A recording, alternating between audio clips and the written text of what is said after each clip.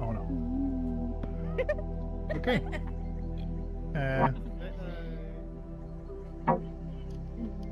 Someone you don't Are you good?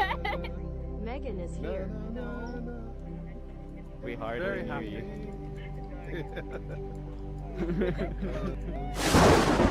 Good night. Oh no. Look what happened. There's a little bit of weather in here. Just a little bit of weather. Man, oh jeez, gosh. They'll be back. They'll be back. It was just a kick. I'm sure they'll be back. That's great. Yeah. Good to see everybody. Thanks for coming. This is the Banter-AMA, the Banter-AMA. We have this once a week. Ask me anything. That's generally the idea. I'm sure you guys are familiar with that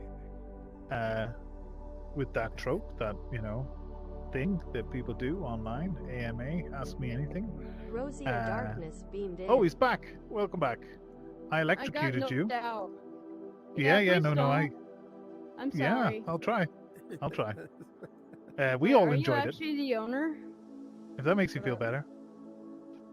Bro, hold on. How are you flying? How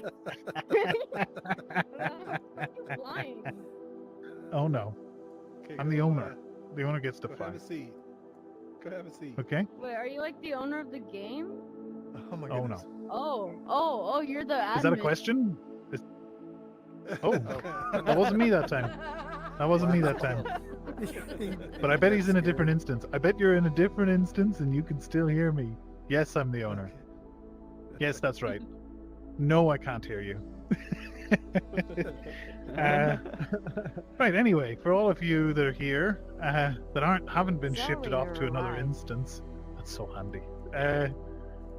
Yeah, this works by you basically make your way down the beach where you can see my hand is kind of pointing there, if that looks like it does for me. Kind of where the tip of my finger is. If anybody's got a question, feel free to make your way down there. I can hold you on the palm of my hand. Go ahead, Gooch. Let me So, is there any? megaphone you. Okay. Go ahead. Is there anything keeping track of the amount of hours that we spend in Banter? Yes. Yes, absolutely. We have a there a way we can see swarm it? of AI agents, bots, tracking everybody's movement. Oh no. There isn't really any specific data recorded against any one individual as such, right? We tend not to record data like that against people when we don't have to, but there is, I guess, high-level analytics, session times, that kind of stuff. None of it, it's all aggregated data. None of it is actually associated with any one individual. But what's the thinking? You just want to be able to see your playtime, like you've got on Steam? Just how long I've been. Well, I'm just on the Quest 3. Yeah, I didn't know. I was wondering how much time I spent in here, really. Gotcha. Well, I mean, the data's there. There's a possibility we could surface that, right? There could be the first time you linked your account to Sidequest. There's obviously the time you first signed up for Sidequest, so that might also be applicable, but it depends on whether you already had a Sidequest account, which I guess a lot of people probably do. So yeah, I mean, there's a possibility that we can show that in future. Okay, cool. Appreciate it. Cheers, Gooch. I'm assuming that Aline has a question. Go ahead, Aline. Yeah. Why did it took me 5 minutes to load into this space? That's a great question. Sorry. I'm going to defer that to Aline. Aline, go ahead. Tell us, why did it take you 5 minutes to load into the space? It was like, you're the one I'd ask about that. Okay, it seems to be Banter does not like people from Germany. That's purely racist. Okay, it's not just Germany, you guys. There are several European countries that Banter doesn't like. But it started with Germany.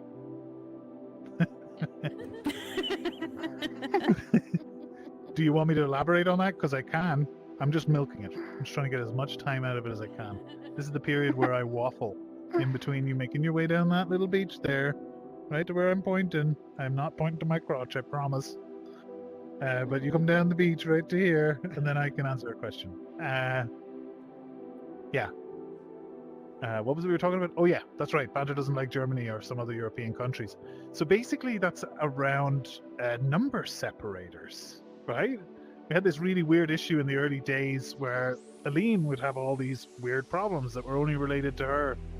Like gravity would be 1,000 times as strong. A number of different problems. And the issue was basically related to a number of European countries, for whatever reason, have different number separators, right? They use a comma, a decimal comma, not a decimal point. So let that sink in for a second. God, everybody's gone quiet all of a sudden. Is everybody still here? Am I still here, you guys? Just Hello? thinking about the decimal comma. Right? That's Yeah. that you're floored. So, yeah, parsing numbers from strings, trying to interpret things meant that sometimes it was the German way of doing things, and we had to add a special system into the game. We called it the de-Germanizer, and that was able to solve the problem. It wasn't just Germany it solved the problem for, though. It solved it for a bunch of European countries. Go ahead, Zell. I was talking a little bit with someone yesterday, and they are usually building in Horizon, and they Gotcha. also built a little bit for VR chat. So they are very familiar with Unity and whatnot, and also Blender. But one of the things that they saw in IT Trade just stumbled into our virtual realm. in Horizon is Someone that they hold can their make. hand. They look lost. I don't know if it's a script manager or something like that, but like when you put these things into a script, like a manager of sorts to manage different components and whatnot, things is running really a lot smoother for some people, and you can like it's easier to like do things like switching on and off things, if I remember correctly. Don't take my full word for that because this is just me picking up on stuff.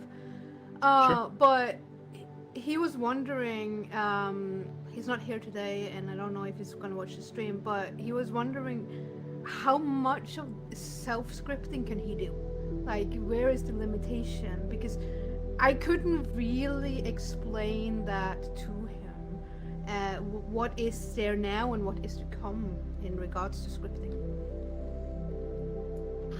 Yeah, I mean, it's a great question. I think it's probably fair to say that of all the platforms that are kind of similar to Banter, like Horizon Worlds, Rec Room, VR Chat, yeah, I would say we are right up there with some of the most capable platforms when it comes to scripting. Like you can do more in Banter than you can do in Rec Room. You can do more in Banter than you can do in Horizon Worlds. You can do more in Banter than you can do in VR Chat. From a scripting perspective, our scripting capability is more powerful because you can do more, right? There's just more stuff you can access, less restrictions. Yeah, I mean, right now, he was wondering JavaScript. whether or not he could like put in his own script. I don't know Yes. if it A was real human actually Unity joined the space. scripting or if it was Now actual everyone JS acts like a human. outside of Yeah, Unity yeah, as well. it's JavaScript, and you can make your own ones, and they can do whatever you want, and they can integrate with other things on the internet, and you can have something that comes in from some feed somewhere. I don't know. You get another Okay.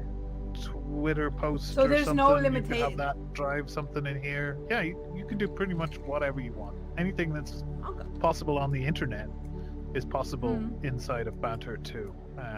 Completely unrestricted. So JavaScript is our primary scripting language, but separate from that, we're also working on actually really digging into the start of next week is Unity visual scripting.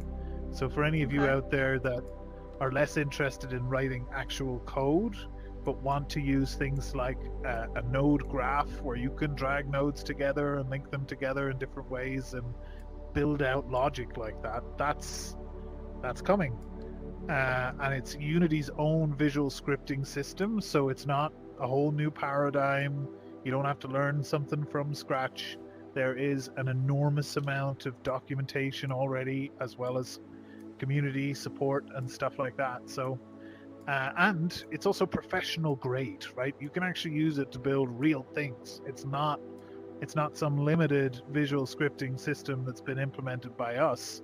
It is professional grade visual scripting that a lot of game developers actually use to build full-blown games. So yeah, those are the two primary options. You've got JavaScript, which is just code. You can write whatever you want. You can use all sorts of things. Is Aline going to push me off? Is that what's about to happen? Oh Jesus! I just want to add one important aspect to this. There are just thousands of tutorials on YouTube, so it's super easy to get started, and also so many game templates you can just download and throw in, and it's probably pretty simple to adopt them to VR or for Banter system, but it's just like, oh, there's a full-on ready game you just throw in, and you can super easy adjust for your needs. So I think that's the main points. And the tutorials. Did I mention there are a lot of tutorials? Thanks, Guys, I think I found the camera. Where the camera is for this big mad thing. Isn't that creepy? Look at how big my hand is. Oh, sorry, Zell. Have you got another question? No, that was it. Thank you so much. Yeah, no problem. I hope your friend is watching the stream. Trey, what can I do you for? Hey, I came in late. I hope nobody asked this question already, but I was reading on the Discord, and I saw that you were saying that the new SDK is not gonna be using it's not gonna use A-frame. You said it's gonna use like a fake A-frame. Yeah, that's a great question. No, nobody's asked that one yet. Okay. Yeah, the new SDK doesn't rely on A-frame, but it supports A-frame. It supports it in so much as everything that had already been built on the platform, bar one or two things I still need to work out, works on the new system compared to the old system. But in fact, the new system doesn't actually use A-frame, believe it or not. You can actually remove A-frame from your spaces and it's not required. It will just continue to work as normal because, well, building out the new SDK, in order to squeeze every last little bit of performance out of things, we basically got rid of A-frame and we rebuilt a fake A-frame, right? That's kind of what you're talking about there, which is where we built something called a shim, right? That it pretends to be A-frame. We built out just enough of A-frame to allow us to be able to support the feature set that we've had to date. It's still kind of limited in that it only was able to do what our old SDK was able to do, bar one or two features that we deprecated. But it might form the basis of us growing that and expanding that into a fully fledged A-frame plugin in future, right? But right now, the priority, well, there was multiple priorities. Number one was to decouple from A-frame so that it's possible to build worlds without having to use A-frame. And number two was to maintain backwards compatibility with A-frame. So yeah, the new SDK, which we've actually been using for a number of weeks, a lot of the worlds that are across Banter use A-frame, but believe it or not, for the last couple of weeks, they haven't been using A-frame because we basically block A-frame from loading in order to save that, like I say, that last little extra bit in terms of performance. So I'll be able to publish straight from Unity without going to glitch? That's right. That's exactly right. Awesome. Okay. Thank you. Yeah, I'm putting the finishing touches on that plugin right now where, you know, like the 6-digit code that you've got in the menu here in Banter? Yes. Well, Yes. you'll actually sign into Unity, right? Inside the Unity editor, you'll have the same 6-digit code and you'll link your account. And then once you've done that, you'll be able to publish straight to the new Banter.AMA system. Yeah, it'll all be built into your in. account and then Exactly, and do it all from there. Awesome. That's right. awesome. Yeah, we're Thank working you, on a Trey. similar thing for our Blender plugin, which we're building right now to help Oh, my build goodness. avatars. So you'll be able to sign into that too, and you'll be able to upload your avatars straight from that. That's what we're aiming for. Wow. Okay, thank you. Cheers, Trey. Appreciate the support. So yeah, I'm just gonna get back to doing whatever this trippy thing I was, where I was able to like bring my hand up and discover where the camera was and like get real close to it and freak you out until somebody. Oh hey Ark, how you doing? Sometimes Hey, I Shane. get distracted. What can I do you for? So I have a question that's related to something I've wanted to come in quite a few times, but I've been kind of busy and been missing a lot. It's in Okay. relation to Horizon OS and something I've brought up before as far as like different third-party VR hardware. And Yes. anyone who's in this industry, gets that VR. One of its principal things is about immersion, right?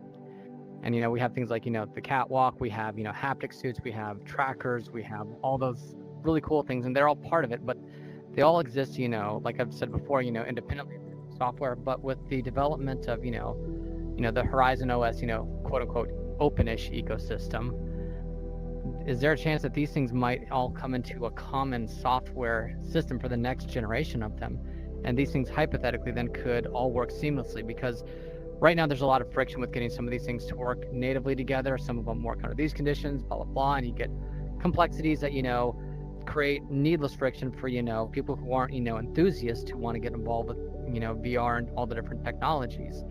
So is it something that you perceive as likely? Because I'm sure that in some point in the next 20 years, all these things will eventually, just seamlessly work together. Just the same way, it's as simple to pair a gamepad with an Xbox or a PlayStation console that has almost no friction. Everyone's comfortable with that.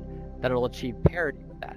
Is that something that you could perceive, if they're all brought into that ecosystem, happening maybe within the next 3 to 5 years, instead of having to wait 20 or 25 years before these all effectively become one aggregate system that have all their own nuances and complexities, and then software, game developers then can just layer optionally and these things to like if I load up Walkabout Mini Golf, I can switch to having VR treadmill options or so on and so forth, where these things are just, it makes sense for the developers to just bring these things in natively, and everything just has this seamless, there's effectively no friction between the function of my headset, my trackers, my suit, my treadmill, and so on and so forth. You get where I'm going with this? Yeah. Do you have all of this gear? Do you have one of these? No, Do you have a I've got the catwalk? catwalk. I do not have all those. I have a Quest 3, I have a Gotcha. VR gaming PC, and I've got the catwalk C2. But I mean, these are things that I want to layer in. But they, like when Thrillseeker did that video, the Ready Player One experiment, one of the first things he explained is that the biggest problem is that because they all do work in different ways, getting them to work together seamlessly just wasn't a thing. He had to do all that customization, and it was only a specific game that he was able to play that was able to get them to all function together. And that's obviously, a main problem. Getting rid of that and bring these all in together under the same system would, account for a lot. So I'll let you go with that if you know where I'm going. Yeah, I mean, I guess what you're kind of describing is standards, right? Standards kind of help to bring things together and make things more uniform. And it could be a conceptual software standard, or it could be a hardware standard, right?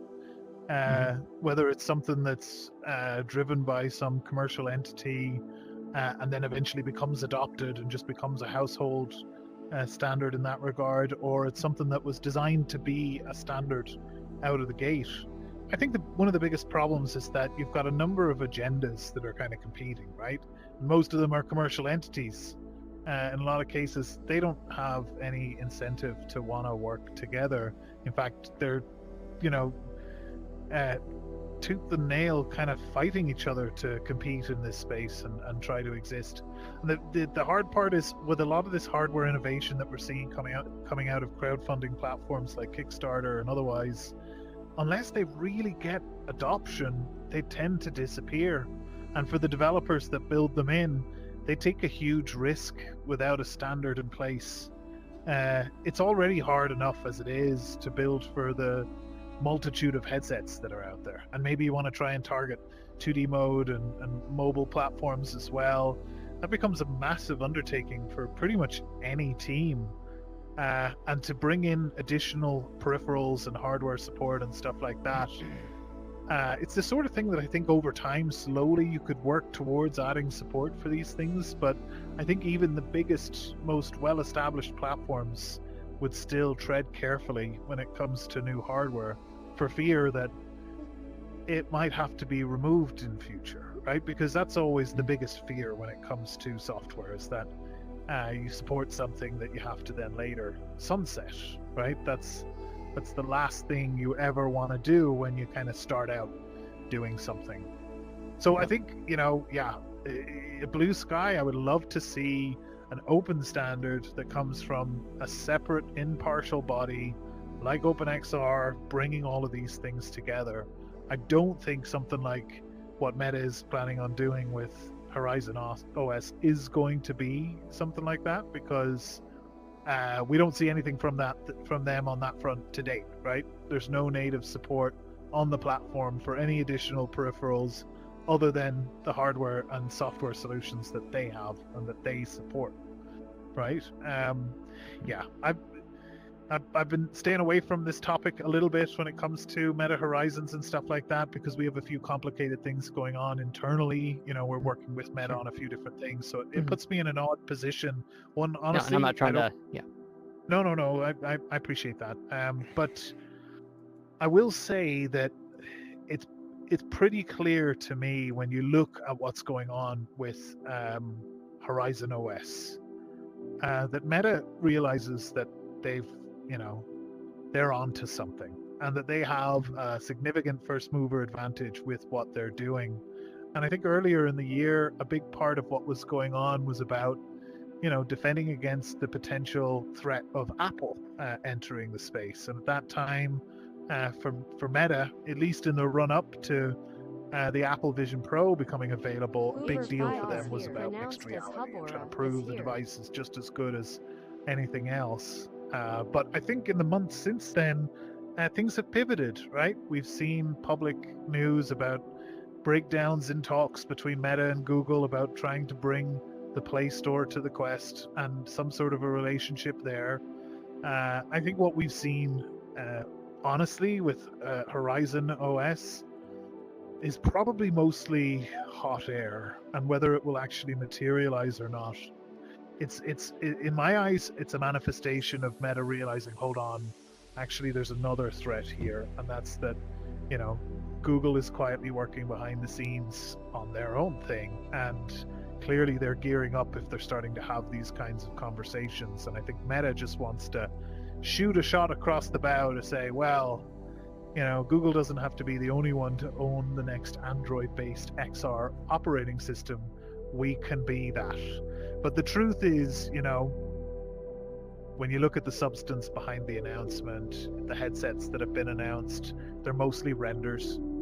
When you look at the experience that you've had with working with Horizon OS, if that's what it's called now, generally there can be a lot of stability problems. I don't think Meta really understood when they started out on this journey what was involved in building their own OS. As at one point they were building a fully brand new OS that would have been totally different from Android or anything else, but those plans were abandoned, and they've since stuck to their flavor of Android.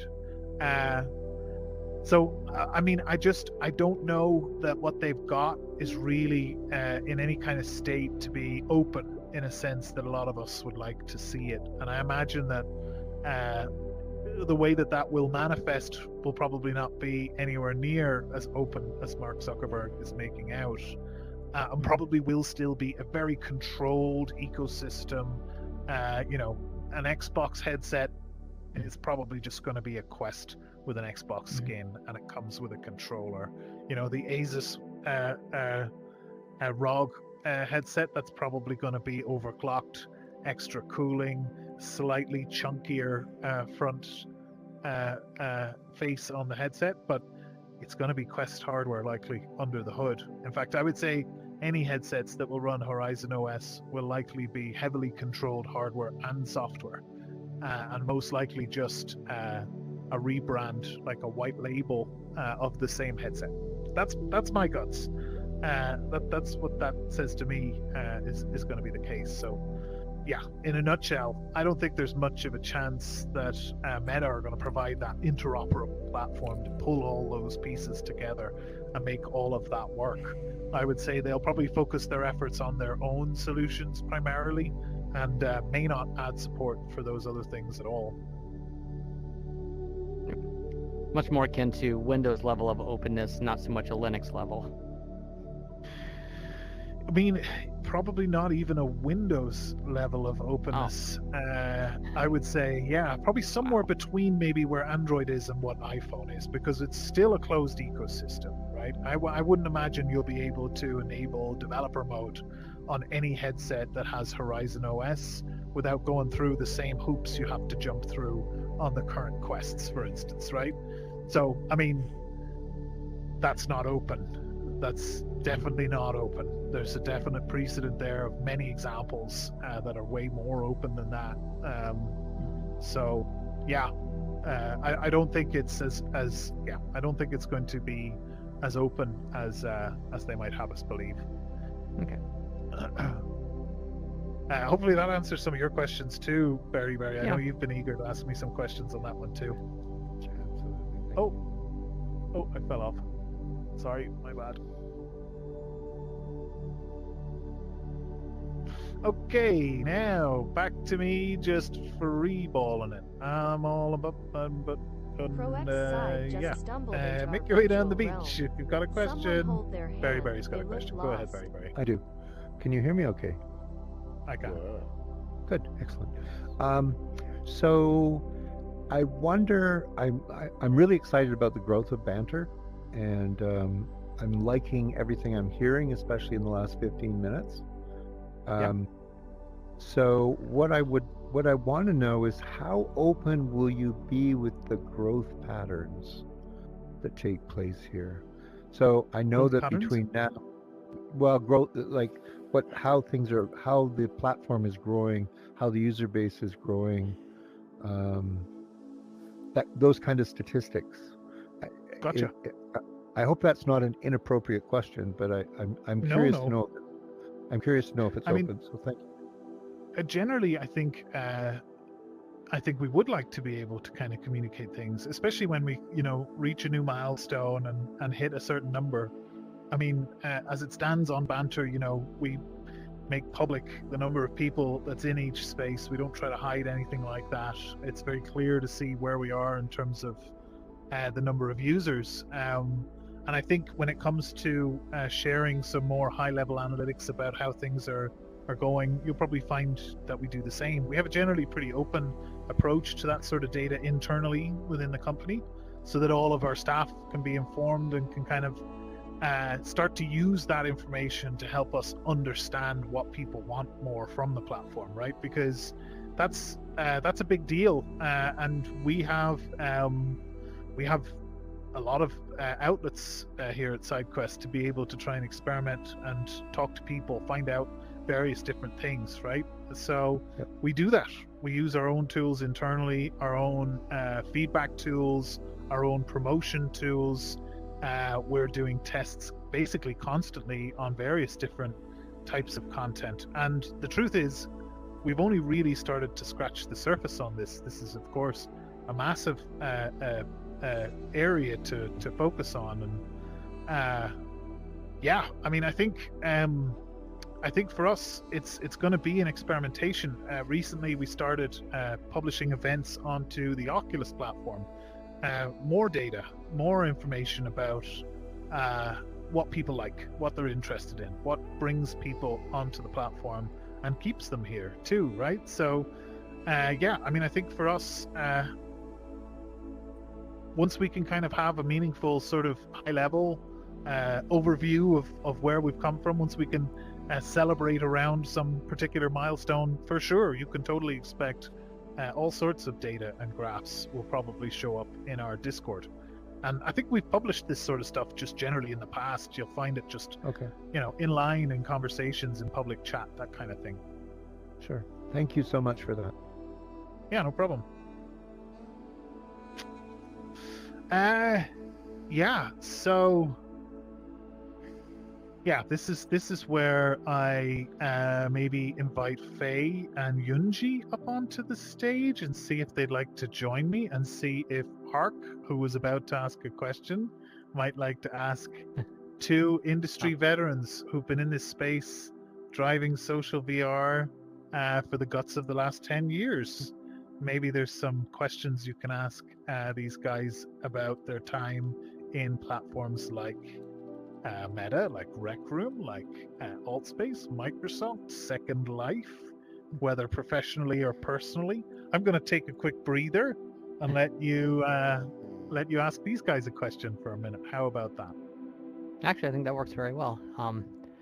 Something that I mentioned before, like on the Discord, and so I wanted to bring it up here just to open up the idea a little bit more, because I don't know how many people saw it, was the idea of, like, as far as world creation, and I'm using Banter as a platform to create maybe not an MMO in the traditional sense, because those just get so god-awful, rinse and repeat, but like making a series of themed worlds where, like, you're like, this is, maybe the base of it, and there's like a lore that progressively gets evolved and built by like different members of the community.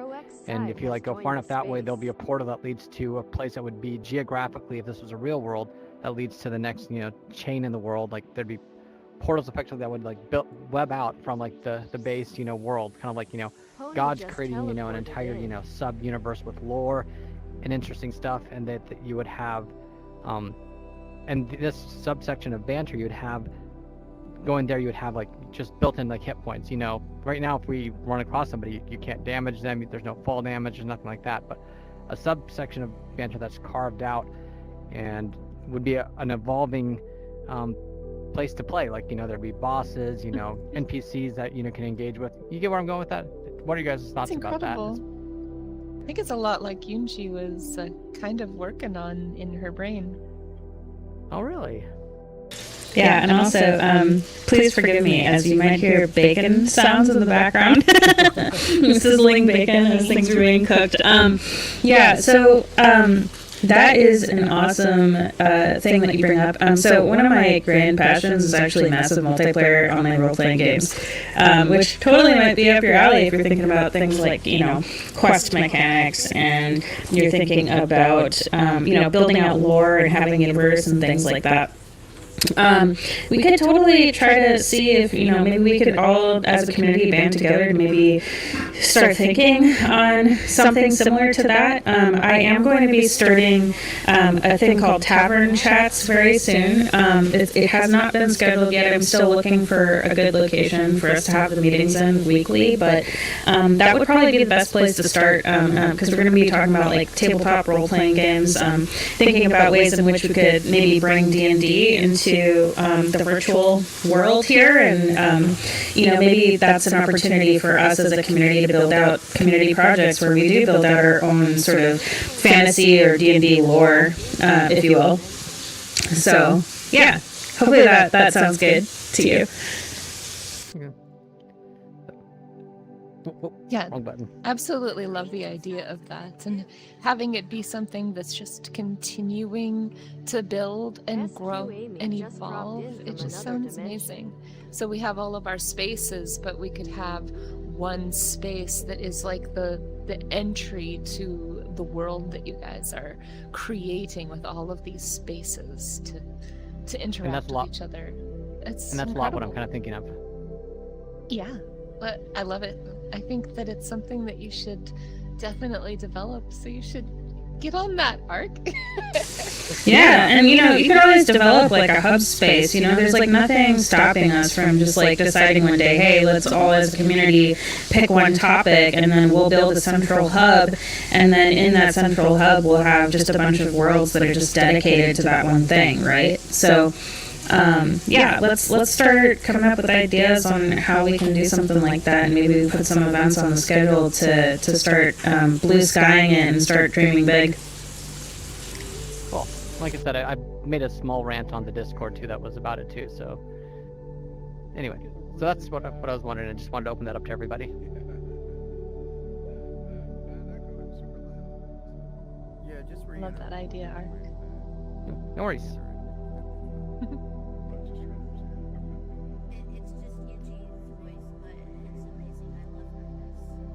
Anybody else have any other questions or any other ideas that you kind of want to brainstorm? Oh, Zell, hey there. Let me put you on megaphone. What you got for us? So, hi, I used to be in Second Life. And there was so much you can do in Second Life. Someone you don't know just crossed the digital threshold. Back in the days when we first started the AMA, I remember asking things like what is possible and what not, what you can do, and if you can put scripts into, for example, different objects that like take force-sitting you onto an object as an example. Say you or get stickied onto the ground by something like that. Is all stuff that was available in Second Life on different things. Of course, Second Life was 2D. Fi decided to join us in the simulation. I guess my question is like, again, how far, I don't know if you, Shane, has been on there before, like on Second Life, and know all the things that are possible there. But like there was things that you can do with different like objects, furnitures and stuff like that, that kind of immersed you a little bit. Even if it was a 2D program, it still immersed you into it of sorts, and it kind of like, I don't know. Yeah, I was never really big into Second Life myself. That's definitely opposed to me. Oh hell, Lisa is I had tried it several other a couple of spaces. times, and I think I get the gist of the appeal. My bad. Thank you. Appreciate that. Yeah. So I'm not too sure, I guess, in a nutshell, of what features it had, but I imagine there is probably an overlap. It also had like things that you can like add to the different like characters and whatnot. You can develop like things like codes in the mesh and whatnot.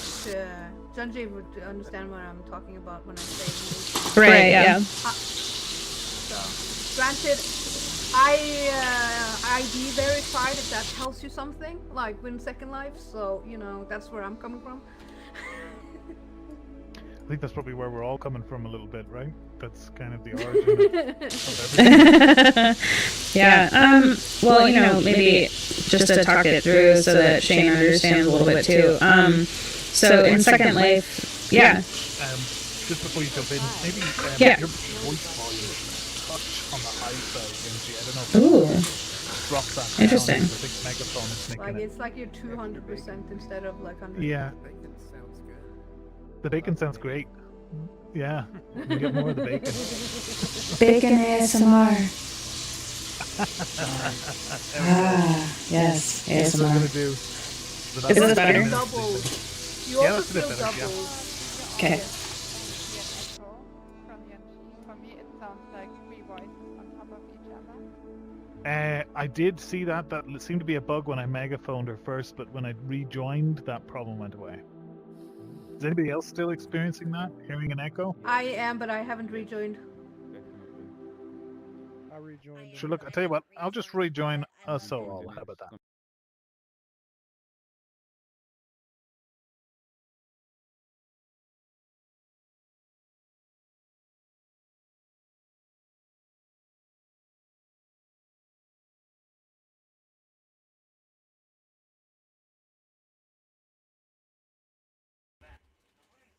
I like the echo because I love her voice.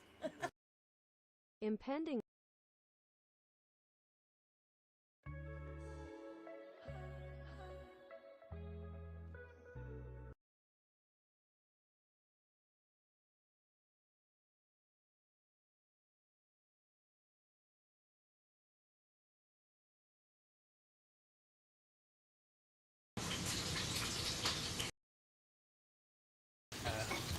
the audio settings. Yeah. Test 1, 2. Oh, wait a minute. Perfect. Test. Yeah, that's fine. Nice. Am I megaphone now? And you are too. Thank you. So yeah, sorry, Yunji, you were going to MRJ make your is point, and I totally interrupted you about features in Second Life. Right. So in Second Life, one of the grand features that, you're able to work with is the ability to customize your avatar granularly. So you get your own sliders for like each aspect of your body, and because of the fact that it's attached to a certain rig, some developers from the community created mesh bodies where everything is segmented. So you could buy your own head separately from the body itself. You could buy your own skins, textures basically to go on top of that stuff, and creators would work together to create a viable product. Oh no, Shane, are you still here? Possible. Yeah. Until then, the sound of bacon.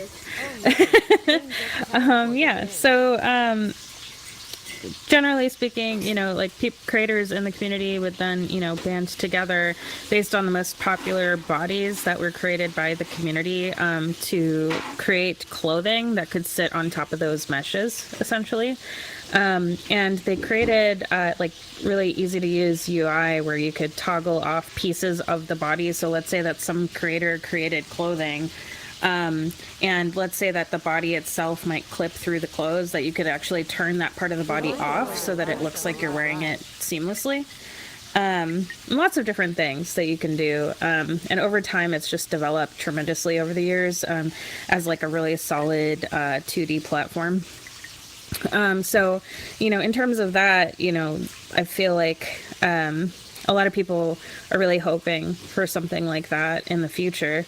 But then, on the side of like items and, stuff that you can sit on and things like that, being able to add scripts to objects where, it might like force it you into a car, let's say, so that way you can go and, ride, I don't know, like a car or something like that that's on the land, or be able to walk through an environment and the ground is sticky or something like that.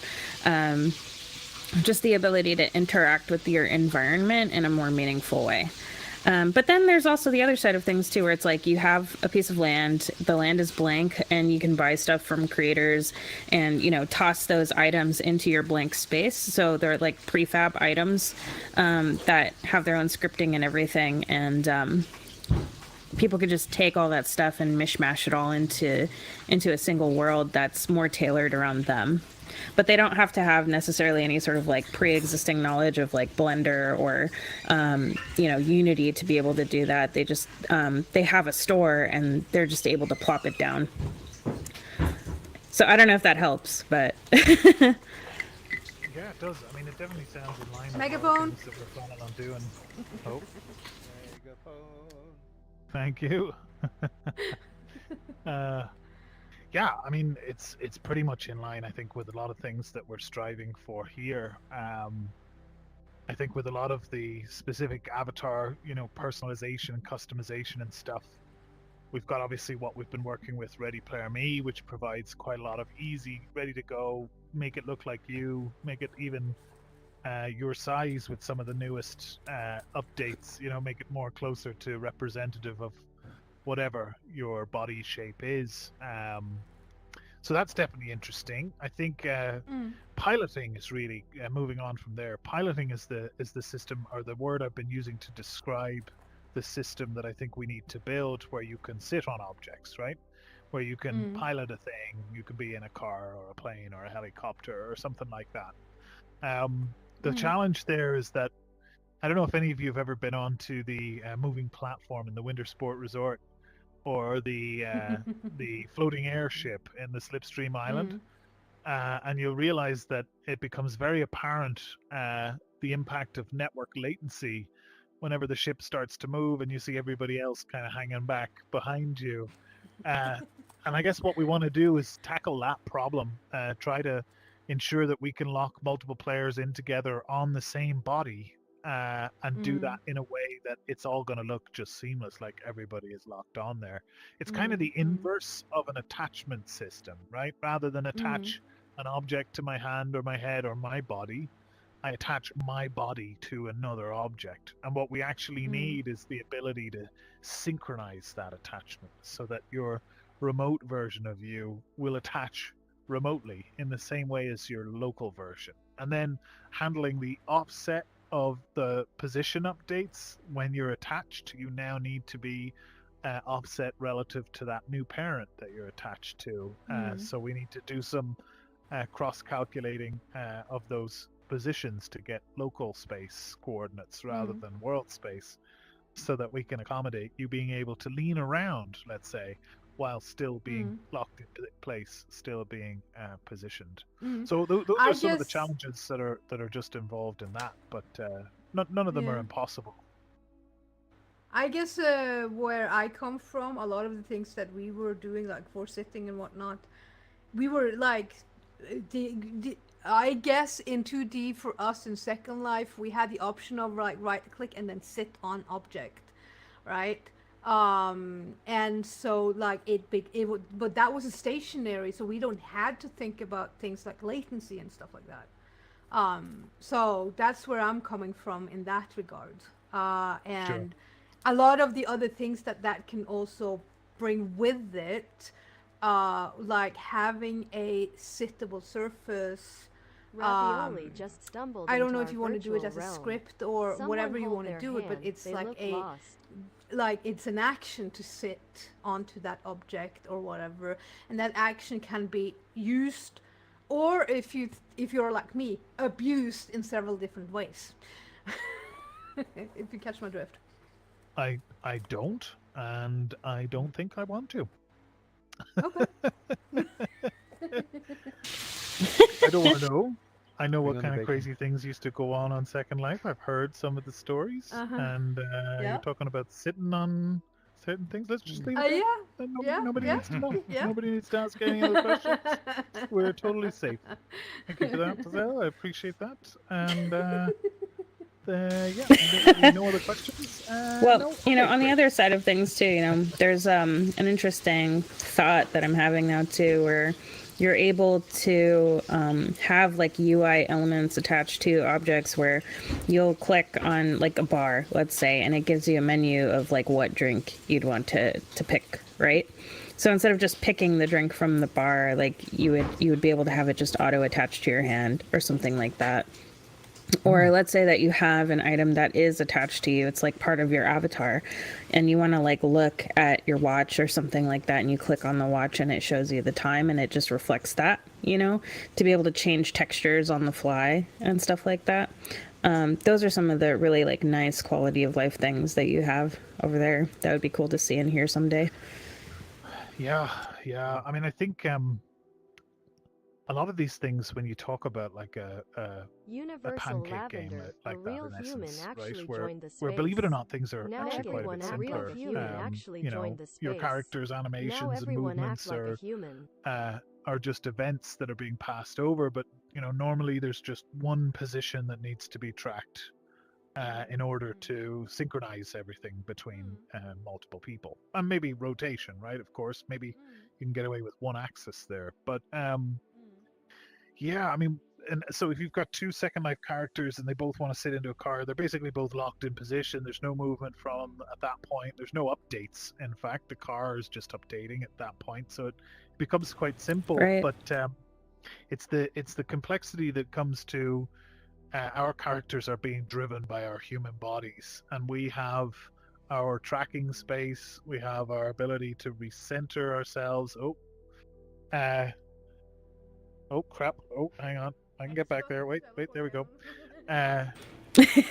So the thing is how do we handle those movements within our local space whilst also being locked onto a certain object, and how do we make sure all of that ends up perfectly synchronized? Like it's the difference between two Second Life characters can jump into a vehicle and be sitting there versus there's two of us in VR and we're in that car and I can turn around and look into the back seat and the people in the back and I can reach my arm into the back and interact with things in there or touch things in there. And that's when it starts to you start to realize, oh well, actually there's a bit of thought required in order to make sure that we can create an experience that's gonna work within that kind of boundary, and it's like I say, it's not it's certainly not an impossible thing by any means. I wouldn't even necessarily describe it as difficult. It's just there's a number of variables and variables that are happening across I guess the internet, right? With that kind of latency and asynchronous considerations that you need to make. But once you can cover those, and once we can figure out how to offset things appropriately, then we can do this, right? We can have the magical mystery tour bus with each and every single one of us on the bus driving around, and we can do this whole AMA like that from start to finish. We can go on a big magical mystery tour all together. Go ahead, Barry. You want to ask a question about the magical mystery tour? It is exactly about that, and you've mentioned it, and you actually you did something that inspired me to ask this question. You reset the world, and the first thought that came to me is, am I going to be back in the same world when I come back? And it occurred to me that if we were all in a bus, and you did that, and we ended up in a different world, we'd still be in the bus. You know what I mean? I kind of do. But okay, so let me ask it I'll ask it as a question. Is it possible when a moderator or an owner resets the world that you could be transforming all the people to a separate world or a separate space? I mean, you mean is it possible, or is that how it works? Is that the question? Maybe both. And I guess I didn't realize it was that complicated. Well, I mean, I guess it's hard to answer. So, I mean, when we reload the space, we just trigger a disconnection from everybody in the space, and the disconnection triggers an automatic reconnection, basically, if you will. Okay. So, no, I mean, we generally wouldn't go to another instance. We would probably come back to this one mostly. But it depends. I guess our instancing system, if there was a larger number of people in the room, it might reallocate people amongst different instances. And I mean, that's actually an interesting point, because it could be worthwhile for us to be able to maintain those instance layouts and structures, so that when you do come back in, you're with the people you were just with moments ago. Right. I mean, that definitely sounds like it could be a useful thing to explore. But right now, I think it will just reallocate you across a number of different instances. Right. I would say if there's a large enough people, large enough group of people in the room. As it stands right now, I would say that most of us are in the same instance. Yeah, I think all of us are in the same instance. So reloading right now is going to bring us all back together anyway. So yeah, in that case, when you send somebody to jail, is there a jail in each world, or is it? That's a great question. So recently we added a feature whereby when somebody gets kicked or banned from a space, rather than send them back to their home, we send them to a designated space. That designated space just happens to be AFK jail right now, but could change in the future if we change it up and make it a different space, right? So I guess the idea was that, we could have a bit of fun and send people somewhere funny whenever they get kicked, and maybe we could play with that and change it dynamically. If you had 3 worlds that were themed the same way, could you not send people from world 1 to world 2 to world 3 the same way? When they're kicked? Yeah. I wouldn't call it kicked. I call it transported. Right. Well, what prompted them to be transported? Is that because a mod is coming out, or is that because there was a discussion about having a hub for a much larger universe within here? So if you had a hub and you were when you walked into a particular. Well, I guess it would be like having permanent. Okay, forget I said it. You know, I just I answered think my I own might question. understand and might have an idea / possible future solution. So it's making me think of like, you know, in MMORPGs, so massive multiplayer games, they have like party mechanics. So the idea would be that everyone would go together at the same time and no one would necessarily be left behind. So instead of just going through a portal, that you could essentially queue up before everyone gets sent all at once.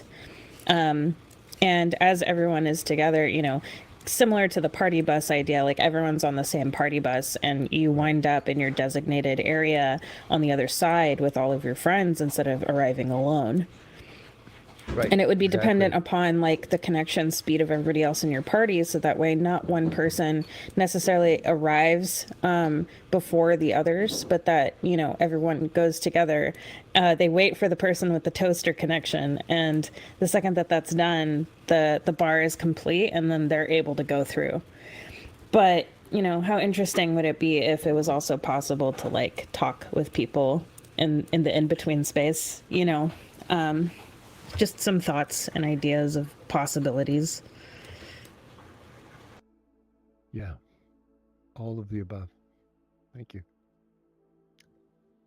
Yeah, it's definitely interesting. As some of you might have noticed recently, that we have changed things slightly. So depending on how you reload the space, it doesn't necessarily disconnect you from the voice.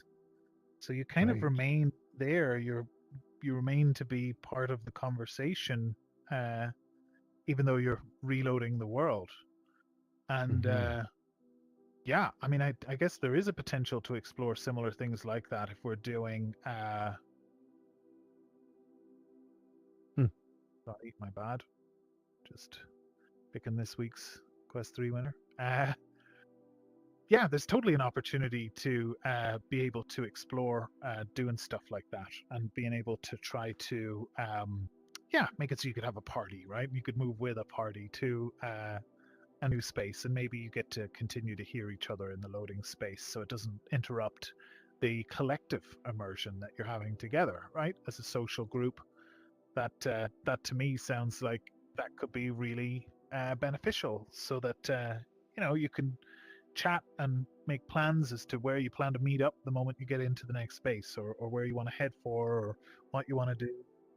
And then, yeah, to go further and try to keep those people together, so that if one person strays from the group, you know, if anybody's familiar with, I guess, Rec Room and being able to party up, you know, that's kind of what we're talking about here, that you could very easily world hop by kind of grouping yourself together with your friends. We have about a minute until the Yunjiverse concert is going to begin, which is a super exciting event that Yunji is going to be running here. So that's probably a good place to finish up, if you guys are cool with that. If you want to wave to all the people at home, there's hundreds of millions of people at home watching this live right now. But yeah, we can all just give it a Queen's wave to all the people at home. Great. And Shoseki can cut it there. Thanks very much, Shoseki. We do this once a week, of course.